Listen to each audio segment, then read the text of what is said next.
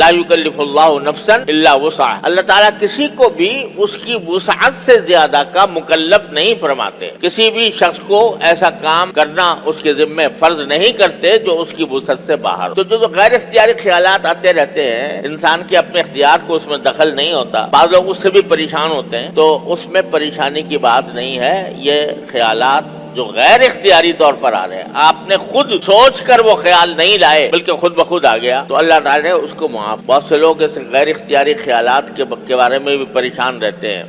کہ بھی میرے دل میں ایسے برے برے خیالات آتے ہیں۔ یہ اصل میں شیطان ڈالتا ہے، اور شیطان کا تو کام ہی یہ ہے کہ وہ انسان کو گمراہی کی طرف لے جائے، تو غلط سلط خیالات وہ دل میں انسان کے ڈالتا رہتا ہے۔ لیکن قرآن کریم کی ایک آیت نے بڑی زبردست تسلی دی ہے مسلمانوں کو۔ وہ فرمایا قرآن کریم نے کہ انما النجوى من الشیطان لیحزن الذین آمنوا ولیس بضارہم شیئا، کہ شیطان جو سرگوشی کرتا ہے، سرگوشی کرنے کا معنی یہی ہے، شیطان ڈالتا ہے دل میں خیال، آپ اپنی طرف سے نہیں لائے، سوچ کر نہیں لائے، شیطان نے دل میں خیال ڈال دیا، تو اس کو قرآن نے تعبیر فرمایا ہے شیطان کی سرگوشی کرنے۔ سرگوشی کا معنی ہے کسی کو کان میں کوئی چپکے سے بات کہہ دینا۔ تو فرمایا قرآن کریم نے کہ شیطان جو ہے یہ کیا کرتا ہے، یہ سرگوشی کرتا ہے، اور سرگوشی کر کے برے خیالات دل میں لے آتا ہے۔ لیس بضارہم شیئا، وہاں وہ کیوں کرتا ہے، یہ کام کیوں کرتا ہے، لیحزن الذین آمنوا، تاکہ ایمان والوں کو غمگین کرے۔ اب دیکھو بہت سے لوگ ملتے ہیں، وہ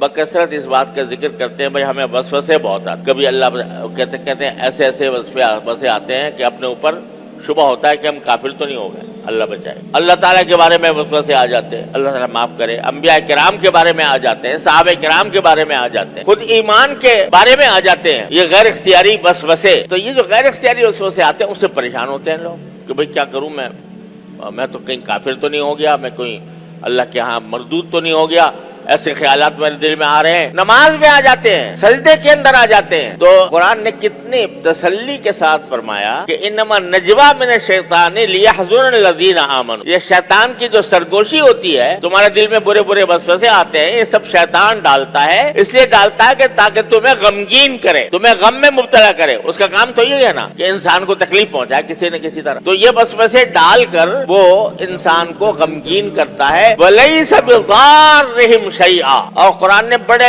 واضح لفظوں میں فرما دیا کہ مومنوں کے دل میں جو یہ وسوسے شیطان ڈالتا ہے، اس سے ان کو ایک حبہ نقصان نہیں پہنچتا، لیس بضارہم شیئا الا باذن اللہ۔ تو یہ جو غیر اختیاری خیالات اس سے پریشان نہیں ہونا چاہیے کبھی بھی۔ ایک صحابی تھے، انہوں نے نبی کریم صلی اللہ علیہ وسلم سے عرض کیا کہ یا رسول اللہ، میں بڑا پریشان کہ دل میں ایسے ایسے خیالات آتے ہیں کہ ان خیالات کو اگر میں زبان سے کہوں تو زبان سے نکالنا، ان خیالات کو زبان سے نکالنا مجھے کوئلہ بن جانے سے زیادہ برا لگتا۔ اللہ تعالیٰ کے بارے میں آ جاتے ہیں، تقدیر کے بارے میں آ جاتے ہیں، ایسی باتیں آتی ہیں کہ اگر میں زبان سے نکالنا چاہوں تو میں زبان سے نکال نہیں سکتا، میں اپنے آپ کا کوئلہ بن جانا، جل کر کوئلہ ہو جانا مجھے زیادہ پسند ہے بنسبت اس بات کے کہ میں وہ الفاظ زبان سے نکالوں۔ ایسے خیالات آتے، تو رسول کریم رحمت اللہ عالمین صلی اللہ علیہ وسلم نے جواب میں فرمایا کہ ذاک صریح الایمان، ارے یہ تو تمہارے ایمان کی کھلی علامت ہے کہ تم مومن ہو، کیونکہ وسوسے شیطان ایمان والوں ہی کے دل میں ڈالتا ہے۔ اور اس کو ہمارے بزرگوں نے تعبیر اس طرح کیا کہ چور اسی گھر میں آتا ہے جہاں کچھ مال ہو،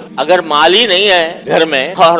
بالکل خالی پڑا ہوا ہے گھر، تو چور کیوں آئے گا؟ اس چور تو وہیں آئے گا جہاں کچھ مال ہوگا۔ تو جب ایمان کا مال ہوتا ہے دل میں بندے کے، تو یہ چور اسی وقت آتا ہے اور چاہتا ہے کہ اس مال کے اوپر ڈاکہ ڈالوں۔ تو یہ جو ڈاکہ ڈال رہا ہے تمہارے ایمان کے اوپر دل میں وسوسہ پیدا کر کے، تو یہ تو تمہارے ایمان کی علامت ہے، مومن ہونے کی علامت ہے، گھبرانے کی بات نہیں ہے۔ تم خود کہہ رہے ہو کہ یہ الفاظ میں زبان پر لا نہیں سکتا، کیونکہ اگر میں کوئلہ بن جاؤں، جل کر کوئلہ ہو جاؤں، وہ مجھے زیادہ پسند ہے بنسبت اس بات کے کہ اس بات کو میں زبان پر لاؤں۔ یہ کہہ رہے ہو نا، یہ کیوں کہہ رہے ہو؟ اس واسطے کہ ایمان دل میں جاگزین ہے، ایمان بیٹھا ہوا ہے دل، وہ اس وجہ سے تمہیں زبان پر لانے کی اجازت نہیں دیتا۔ ہاں وہ آ کے پریشان تمہیں بے شک کر رہا ہے، تو اس پریشان کرنے کا علاج کیا ہے کہ اس کو دھتکار دو، لا حول ولا قوت الا باللہ العلی العظیم کہہ کر اس کو ختم کر دو، اس کی طرف دھیان ہی نہ کرو، اس سے پریشان بھی نہ ہو۔ جتنے پریشان ہوگے اتنا ہی وہ اور آئے گا کہ یہ تو اچھا مجھے مشغلہ ہاتھ آ گیا، یہ پریشان ہوتا ہے تو لاؤ بھائی اور خیال ڈالوں گا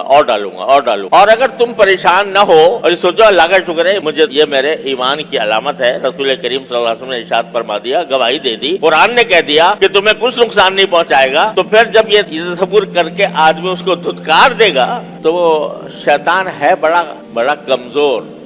ہم لوگ سمجھتے ہیں کہ بہت زبردست قوت ہے اس کی اور بہت زبردست طاقت ہے، تو یہ شیطان جو ہے ایسا ہے جیسا کمینہ آدمی ہوتا ہے نا، تو کمینہ جو ہوتا ہے جو اس کے سامنے دب جائے اس پر شیر ہو جاتا ہے، اور اگر کوئی ڈٹ جائے تو پگھل جاتا ہے، تو شیطان کا معاملہ بھی یہی ہے، ان کید الشیطان کان ضعیفا، قرآن کہتا ہے شیطان کا جو مکر ہے وہ بہت کمزور ہے، ڈرا نہ کرو اس سے بہت زیادہ، صرف اس وقت یہ تمہیں تکلیف پہنچائے گا جب تم اس کے آگے اس کے فرما بردار بن جاؤ گے یا اس کے آگے جھک جاؤ گے تو پریشان کرے گا اور پتہ نہیں کہاں لے جائے گا، لیکن اگر ایک مرتبہ ڈٹ گئے کہ یہ دل میں کچھ بھی وسوسہ ڈالا کرے کچھ نہیں ہوگا میرا، تو وہ بھاگ جائے۔ تو یہ جو غیر اختیاری خیالات ہوتے ہیں اس کے اوپر شریعت نے کوئی پابندی نہیں لگا، اور نہ